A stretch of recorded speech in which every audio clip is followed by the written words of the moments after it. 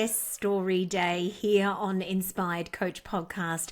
It's so wonderful to have your listening heart and soul and ears here with us today, and I am incredibly excited to introduce you to this wonderful, beautiful you coach who has been a part of our global community now for many years. It is the incredible Lucy Allen, and I can't wait for you just to be so deeply touched in the heart by Lucy's effervescence, her positivity, her warmth and humor, and to learn the ways that she has built her now thriving and extraordinary coaching business. Lucy is a mindset and leadership coach who is passionate about empowering people to be their own Beyonce. And if that opening line of her bio doesn't give you a little bit of a taste of what she's like to come, then I'm not sure what actually will. Lucy assists to empower high achievers to flex their resilience, confidence, and mindset muscles so that they can experience success on their terms.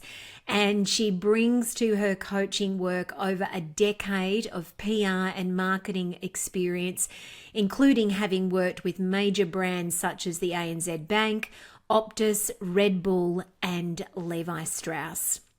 Lucy is so lit up about coaching, and there is so many things in this episode that you are going to learn from her ahead that are just filled with actionable tips, both direct and indirect, I feel, about some of the things that you can take from Lucy's own experience and her own journey and transfer them in your way into your journey. She's incredibly inspirational.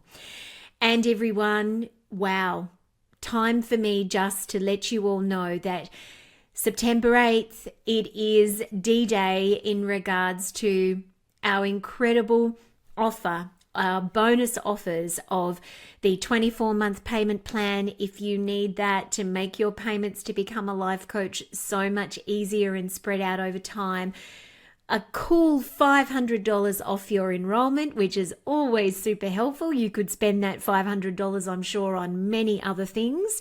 And you will also receive, if you enroll, not just those things, but between now and 9 p.m. Australian Eastern Standard Time, September 8th, oh, so close now, the 3-month momentum builder after your course finishes, bonus mastermind style with your trainers. We are beyond thrilled at so many of you who have joined us from all over the world so far for our next course beginning February 2024. It is going to be such a special and extraordinary course, and we are thrilled and excited for all of you.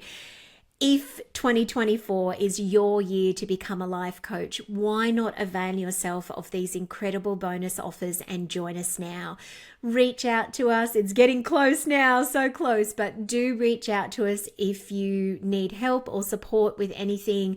All of our contact details are available to you here on the website. And if you want to know what kind of success is possible for yourself maybe in the future in your own way, because nobody's suggesting that you have to be like me or you have to be like Lucy or you have to be like Ellie or Evie, who we've recently had on as success stories. You get to carve out your success and your way as a coach in exactly that, your way. But for today, you get a chance to listen in and hear about Lucy's journey. We hope you love it. We're sure that you're going to love her. Lucy Allen, welcome to Inspired Coach Podcast. I am so delighted to have you on to talk about your success story today. Thank you so much for having me, Julie. It's such a treat to be here. Lucy, you are with the Graceful Collective, which is the beautiful name of your business, running such a wildly successful, amazing coaching consultancy business, which we're going to dive in and talk about more very soon. But as I always do at the beginning of these success stories, we need to start at the start. And so I'd love for you to share with us What was happening in your life when you first started to feel into the thought that you might like to become a coach? It's a big question. I love it. I guess to go even a step before that, Julie, I don't know if you can relate to this, but I always had an inner knowing that I wanted to work for myself. I could never see, like in my career, my background's in marketing communications, and I really struggled to see the person kind of 10 years ahead of me that I wanted to be. But I wasn't sure what I would do in my own business. So I just want to give that little bit of context because at the time of deciding to coach, my mum was chronically unwell for over a decade, and I played a carer role for her in that time.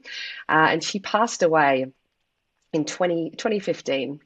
And it was the ultimate kick up the butt to finally actually start taking some action to be able to work for myself. It was kind of this big realization that life is so short.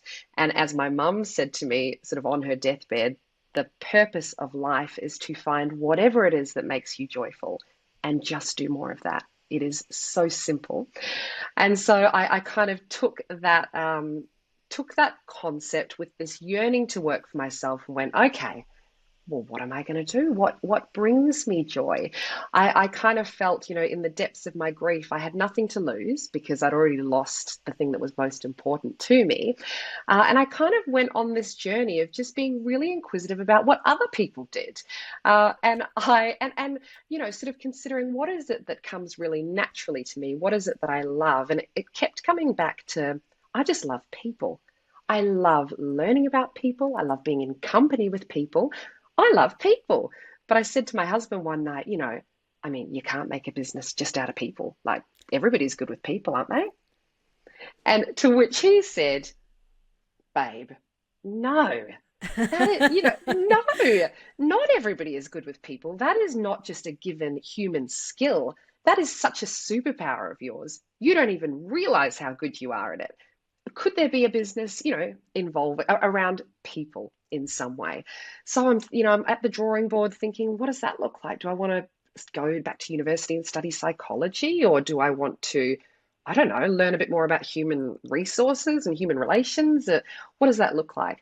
And one fateful day at a barbecue, an ex-colleague of my husband's made a beeline for me. I'd met her once. She came up to me and said, I don't know why, Luce, but I've got to tell you about this recent life experience that I've had. I feel like you will love this story. And she began telling me about how she'd started working with a life coach and how it had just changed her world. I had never even heard of life coaching. And no, I know, Really? never. And Wow. Okay. Once again, gosh, I love what I do here. I am learning. This is news to me. Please keep going. I'm on the edge of my seat. okay, so she starts telling me about how she had worked with this phenomenal coach and it had just changed her world. It had up-leveled her life in every way imaginable. Now, Julie, I'm sitting there going, oh, well, I mean, this sounds really interesting, but really? Could that really have happened? You paid thousands of dollars to work with a coach. What's a coach? That sounds a bit kind of airy fairy. Oh, I'm not really sure if this is my thing. I don't know. It felt a bit woo woo, and I am woo woo, so I'm not even sure what that reaction was. But anyway, I did as we all do these days. Pulled up Instagram and I started looking at this coach's page, and I basically just got so lost in her business and her world, and so taken by everything she was doing and the impact she was having on lives, and it planted the seed. And I sort of thought, wow, could I be doing something like that?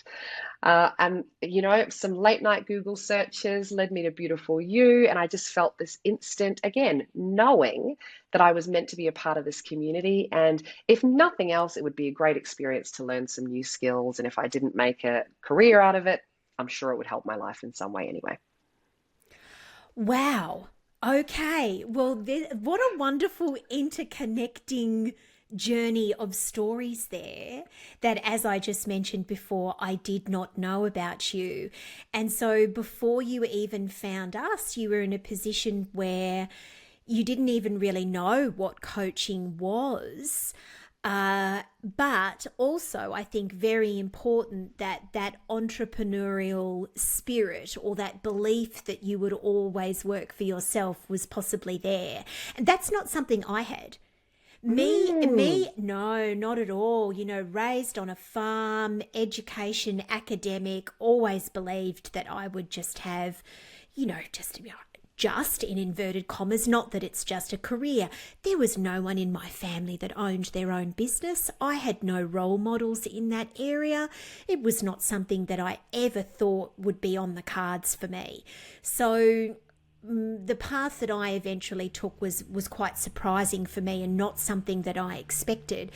But I loved that you knew that about yourself, and it was really just a matter of time before you matched up with what was right. And yay for your husband helping you to come to the understanding that no, not everybody is amazing with people.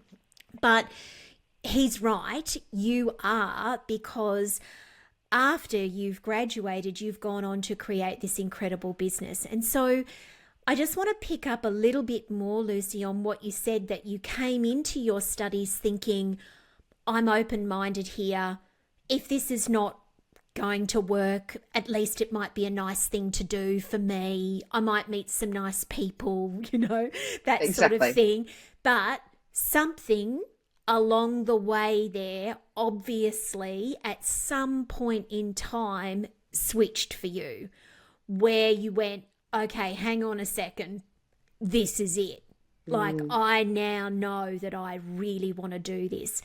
Tell us about that pivotal time. Like, when did that happen for you? Mm. It's a great question.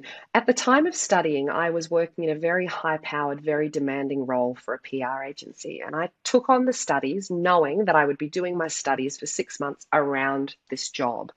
And I remember having a bit of a talk to myself and going, you're going to have to really put in the hard yards and be super disciplined to make sure you keep up with the coursework. It's going to be hard.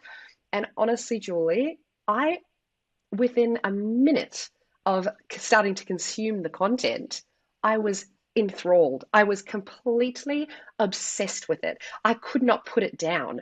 It got to the point where my husband, again, my husband would say, "Come on, but you've got to come to bed, or you've got to come and have some dinner." Or I went the opposite end of the spectrum where I was just addicted to learning about coaching and learning the different models and the frameworks and hearing from other coaches. And it was that, just that moment of going, oh my gosh, I just want more of this. I just want to be doing this all the time. So I realized, I would say immediately, that I wanted to take my learnings and my studies and actually make a career out of that. That is so fantastic, because for some people, they have a similar experience to you. It happens to them instantly. For others, it's a slow burn. And it doesn't matter which it is for someone, as long as you keep following your intuition and your heart with what feels good for you. And that's obviously what you did. So let's talk about transition.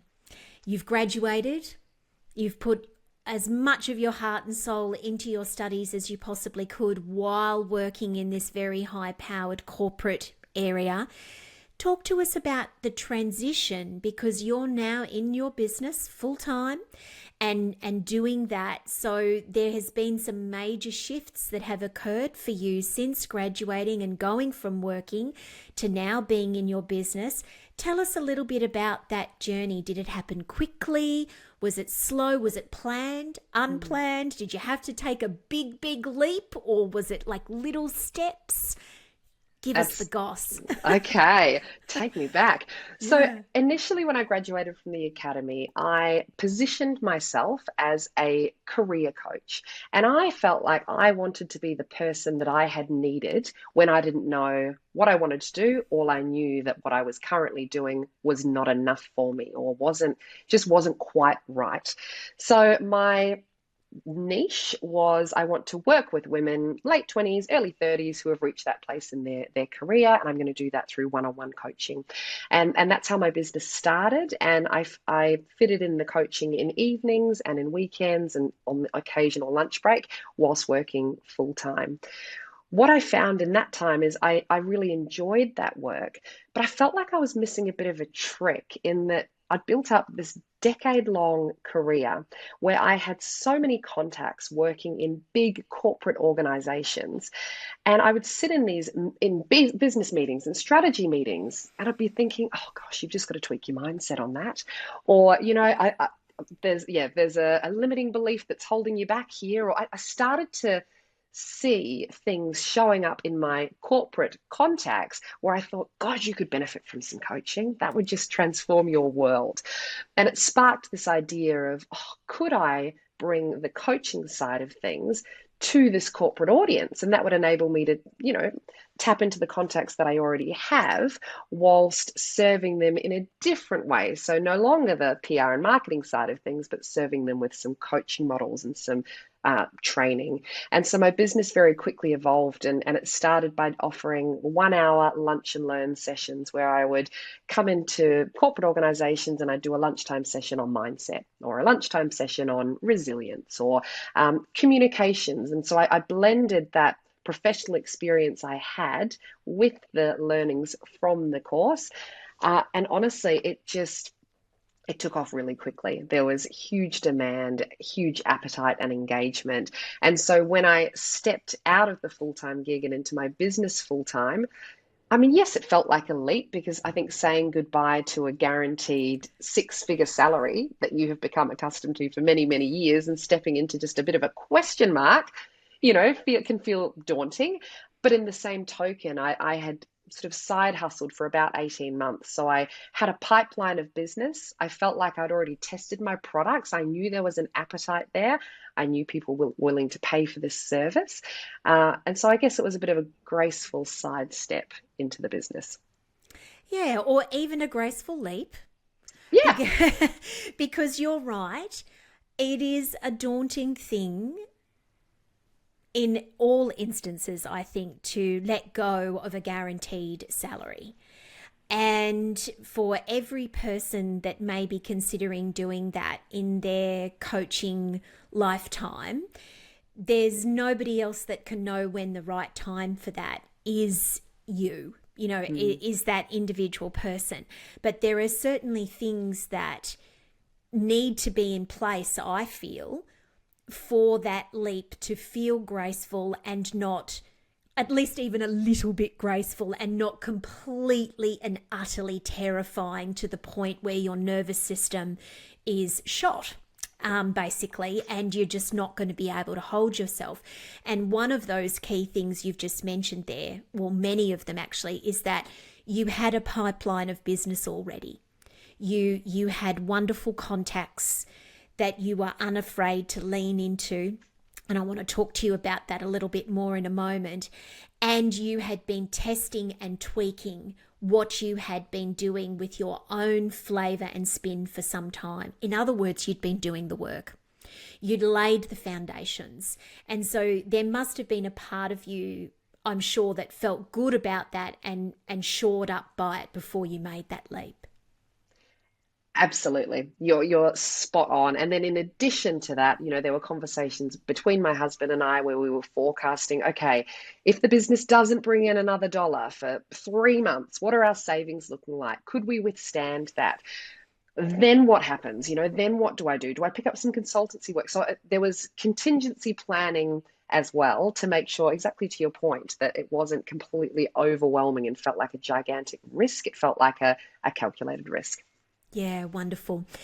Lucy, I want to talk to you a little bit more about the contacts and the people and the networks that you built up for yourself in your initial corporate PR marketing career, and what those have meant for you as a coach in establishing your business and now being out on your own doing this work.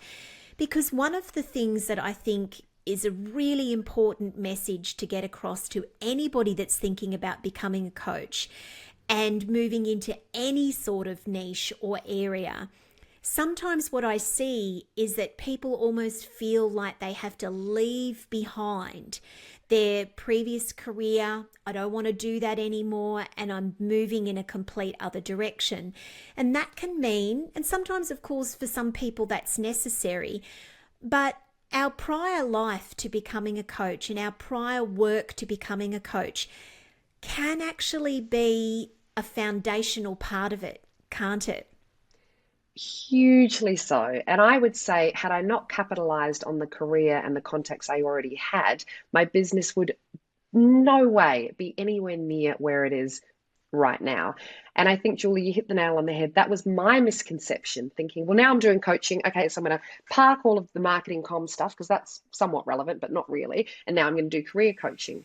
But actually, the sweet spot was going, how do I blend the coaching with all of the work and all of the know-how that I already have to create a really compelling proposition?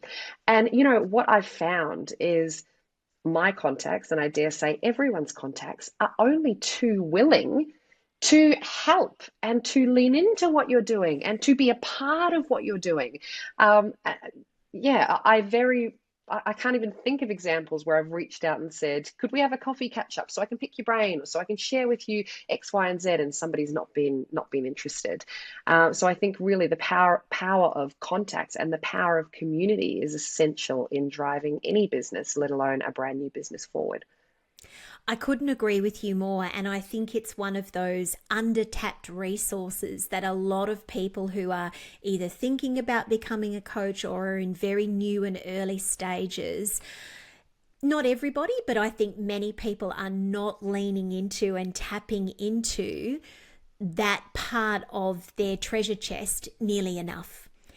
And we're held back, I think, often by things like, oh, people will think I'm trying to sell to them or that I'm bothering them or they don't want to know about this.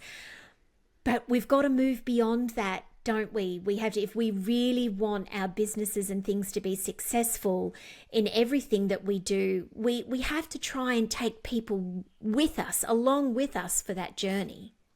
Completely agree. And I think in my own mindset, the shift for me has been, rather than thinking I'm trying to push this onto you, I'm trying to sell to you, I look at every engagement with any contact or person as it's an invitation. I'm inviting you into my world. I'm inviting you closer to me. And if that doesn't feel right for you, that's okay.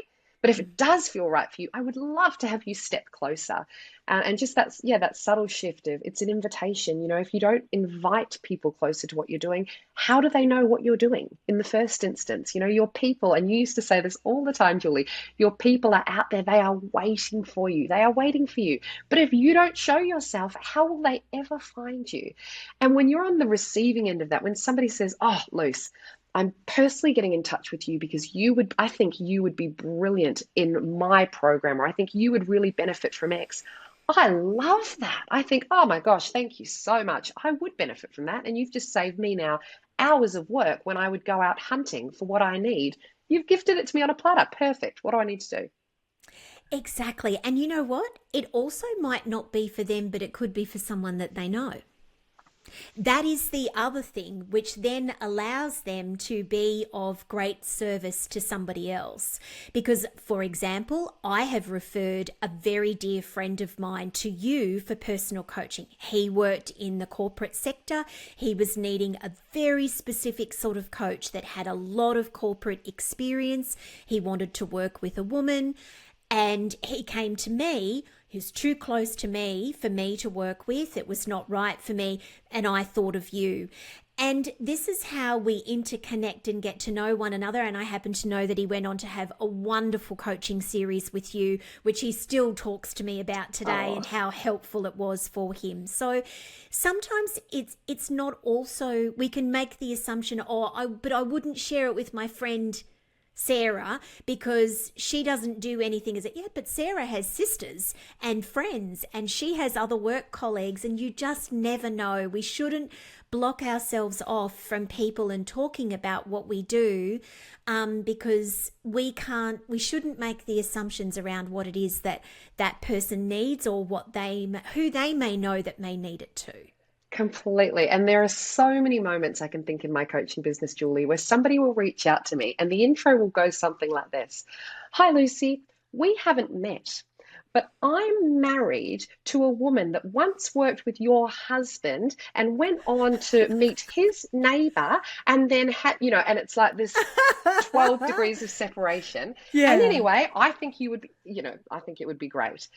So it's just, yeah, it's just amazing. And I would say the power of building a business through contacts, I have found, versus just kind of cold calling or cold emailing.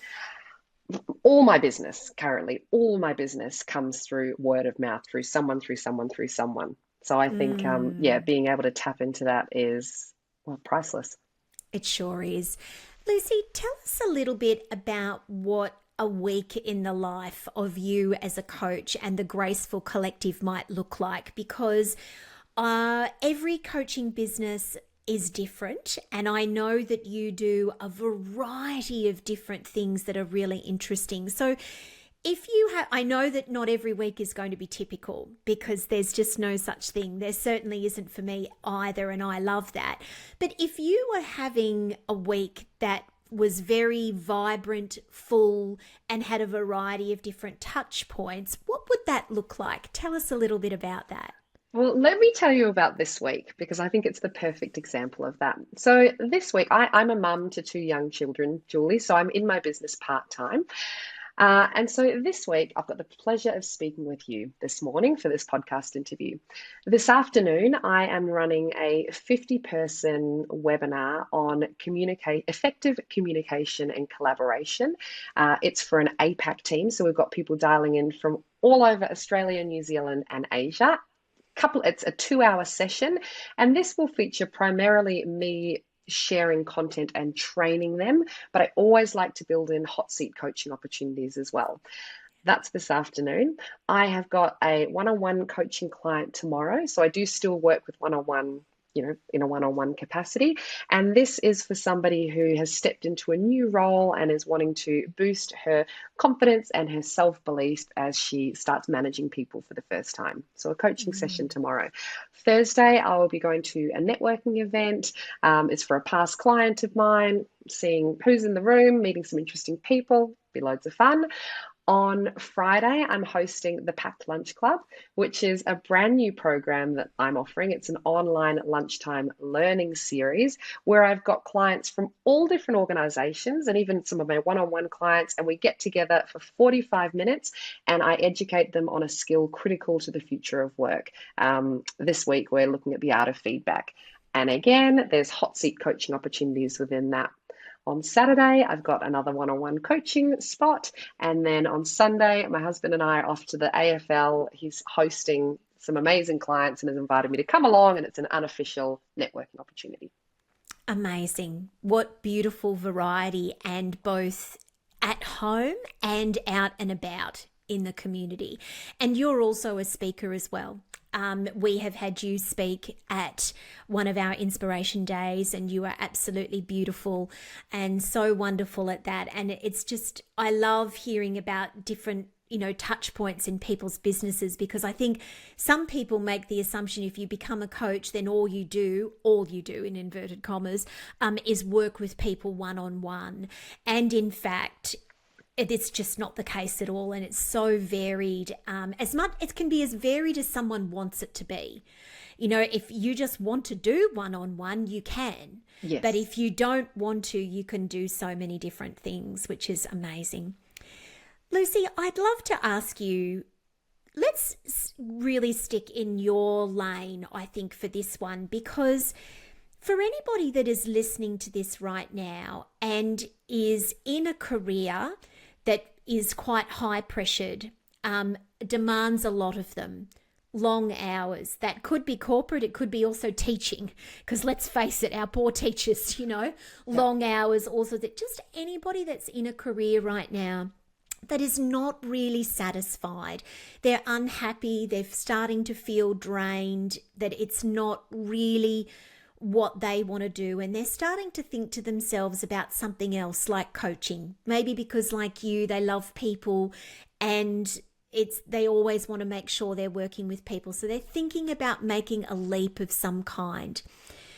What would you say to them? What would be your advice around some of the best things that they could do to set themselves up for as graceful a leap into something else that they possibly could? Great question. So, firstly, I think it's super important to really dig into the heart of how you're feeling initially. So, what is it about your current circumstance that you're finding really draining? And what is it that also lifts you up? Because I think sometimes, it might simply be I don't have firm boundaries about my working hours, so I'm expected to be on call 24/7. That's not working for me. I often like to start there because it could be some simple tweaks, again in inverted commas, whereby you could make your current experience work better for you. If that is not the case, I would basically follow the process I personally followed, which was looking at, well, what is it about work that I absolutely love? When I am in flow, what am I doing? Who am I hanging out with? What am I not doing? Really build out a beautiful picture as to what being on purpose looks like for you. Then match it up to, is it, studying coaching? Is it doing something different? Whatever it might be, see how that can transfer across to something else. Then get out there and chat with other people, listen to podcasts, speak with other people, organize coffee catch-ups to understand what are others doing, what are other people doing, what's their experience been, what tips do they have, how have they found it, etc., etc. And then really, just go for it. It sounds so simple, but I think we can get so bogged down by, well, what if it doesn't work? What if it ends up being the wrong thing? What if? And so often those questions are not answerable unless you actually do the thing, right? Like we try and answer them all before doing it. Unless you do the thing, you're never going to know. So a really simple tactic that I do with clients is just playing out worst case scenarios. So, okay, it's not for you. And then what happens? Oh, well, then I need to earn money. Okay, so how do you earn money? Oh, well, I'll have to get a job. Okay, have you got a job before? Yes. Okay, so you'd be able to get a job. Yes. Oh, but what would I be doing? Would you do what you're doing right now? Okay, yeah, I'd have to get the same job I'm doing right now. So, okay, so worst case scenario is you're in the exact position you're in right now. It's kind of this like, Yep. oh, yeah. I think so often we don't follow the fear. We just stop it. Well, what if it doesn't work? And we stop there. But as Marie Forleo says, everything is figure outable. So if we kind of play it right till the end, till you hit that final what if, you'll realize that it's safe enough 9 out of 10 times to give it a crack and see. And it's from the seeing that you will get the answers. And maybe the answers won't be exactly what you thought they were going to be, but they're often a step in the right direction, a step into that next thing. Sometimes finding out what we don't want is just as powerful as finding out what we do. Oh my gosh, that is so true. That is very, very true. I know that for myself personally, and I have seen that happen with clients many times as well. The clarity that can come from realizing actually that's not for me. Exactly. I have realized that now, and so I am no longer going to keep ruminating over that and twisting my head inside out about it. I now know that it's not, but you would never know unless you try. And you also don't know unless you try if it is for you either. It can work both ways. And so, oh, Lucy, amazing. I think everyone that was listening to that right now, I just want to draw your attention, everyone, to the fact that there is gold in there if you are somebody that is listening to this right now and is feeling not that happy and satisfied in your career, or even really in any part of your life. And also there's such gold in there for coaches as well to think about how they might be able to have some of these deeper and richer conversations with their clients. Lucy, we are so proud of you. We are so thrilled to have you as a part of our alumni. You are an incredibly special member of our community. Congratulations on all of your success and everything that you're doing. I'm so glad that person sidled up to you at that party and said, Lucy, I'm going to tell you about myself and me working with this life coach. We love that person. Shout out to them. Absolutely. Oh, Julie, thank you so much for having me. Honestly, the Academy changed my life in always imaginable. So it is just such a coup to be able to be here and reflect on that time with you. Thank you. Thank you so much, everyone. If you would like to learn more about Lucy and her incredible work, please go to the podcast page on our website. And if you have anybody that you know that is in, the corporate sector or arena and career field, any of those types of things, Lucy is such a brilliant and wonderful coach to connect with. And also, if that's a coaching area and interest of yours, what a wonderful person for you to connect with and follow online. You couldn't learn from anybody more wonderful. Thank you, Julie.